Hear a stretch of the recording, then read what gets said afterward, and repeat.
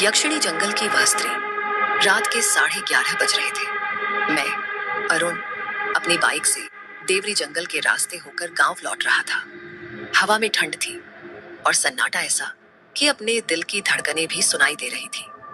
चांद आधा था। पेड़ों की परछाइयां सड़क पर लहरों की तरह पड़ रही थी। देवरी का जंगल लोगों के मुताबिक दिन में जितना शांत था, रात में उतना ही अभिशप्त। कहते हैं वहां एक यक्षिणी रहती है, सुंदर, मोहक और मृत्यु से भी भयावह। लेकिन मैं इन बातों में कभी यकीन नहीं करता था। मैंने बाइक की स्पीड बढ़ाई ही थी कि अचानक सामने एक सफेद साड़ी में लिपटी औरत दिखाई दी। वह सड़क के किनारे खड़ी थी। उसके बाल खुले हुए थे और चेहरा नीचे झुका हुआ। मैंने ब्रेक लगाया। बाइक एक झटके में रुक गई। माँ जी, आप यहाँ इस वक्त? मैंने पूछा। वह कुछ नहीं बोली। धीरे धीरे सिर उठाया। उसका चेहरा चांदनी की रोशनी में इतना फीका था जैसे उसमें खून ही न बचा हो। होंठ नीले और आंखें लाल चमकती हुई। मेरे गले से आवाज नहीं निकली।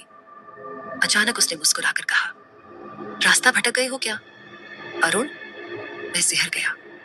तुम मेरा नाम कैसे जानती हो? वह एक कदम आगे बढ़ी। इस जंगल में जो आता है उसका नाम मैं जानती हूँ। उसकी आवाज में कोई अजीब सी गूंज थी, जैसे पेड़ों के भीतर से आती हो। मेरे पैर खुद ब खुद पीछे हटने लगे। मैंने बाइक स्टार्ट करने की कोशिश की, पर इंजन बंद हो चुका था। वह अब करीब थी। उसकी आंखों में अब अजीब सी दया थी। मत डरो, उसने कहा, मैं तुम्हें कुछ नहीं करूंगी अगर तुम मेरे साथ चलो। मैंने फुसफुसाया, कहाँ? वह मुस्कुराई, जहां सब जाते हैं जब उन्हें कोई याद नहीं करता। हवा ठंडी नहीं, बर्फ जैसी हो गई थी। आसपास के पेड़ एक साथ हिलने लगे, जैसे किसी ने उन्हें झकझोर दिया हो। मैंने पीछे मुड़कर देखा। पूरा जंगल अंधकार में डूब चुका था, पर उसके चारों ओर हल्की नीली रोशनी थी। मैंने डर के मारे आंखें बंद की और जोर से मंत्र पढ़ने लगा, जो मेरी माँ हमेशा सिखाती थी। AUM, नमः भगवते वासुदेवाय। जैसे ही मैंने तीसरी बार मंत्र दोहराया, एक तीखी चीख गूंजी, रुको। आंखें खोली तो वह गायब थी। सिर्फ उसकी चूड़ियों की झंकार और एक ठंडी खुशबू रह गई थी, चंदन और राख जैसी। मैं किसी तरह बाइक को धक्का देकर आगे बढ़ा और गांव के चौक तक पहुंचा। वहां हवलदार सिंह मिले, जो रात में गश्त करते थे।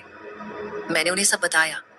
उन्होंने बस इतना कहा, यही तो गलती करते हो तुम शहर वाले। उस जंगल में कभी नाम लेकर जवाब मत देना। यक्षिणी वही करती है, पहले नाम पूछती है, फिर आत्मा खींच लेती है।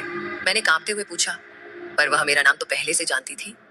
हवलदार चुप रहे, धीरे से बोले, शायद तुम्हारा नाम किसी और ने पहले बताया हो। मैं कुछ समझ नहीं पाया। उन्होंने मुझे घर छोड़ दिया, पर रात भर नींद नहीं आई। हर बार जब आंखें बंद करता, वही चेहरा दिखाई देता, लाल आंखें और फीकी मुस्कान। अगली सुबह मैं फिर देवरी गया। सोचा, जो हुआ वह शायद भ्रम हो। जंगल में एक पुराना मंदिर था, शिव मंदिर। वहां पुजारी बैठे थे।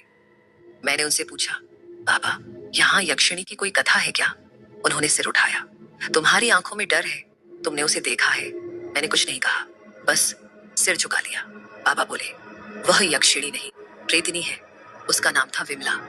100 साल पहले इस गांव की औरत थी। गांव वालों ने उस पर चोरी का झूठा इल्जाम लगाकर उसे मारा। वह पेड़ से लटकाई गई थी। तब से उसकी आत्मा इसी जंगल में भटकती है। जो भी अकेला आता है उसे रोकती है, ताकि वो भी उसका साथ बन जाए। मैंने पूछा, फिर मुक्ति कैसे? बाबा ने उत्तर दिया, जिसने उसका नाम लिया वही उसका बंधन खोल सकता है।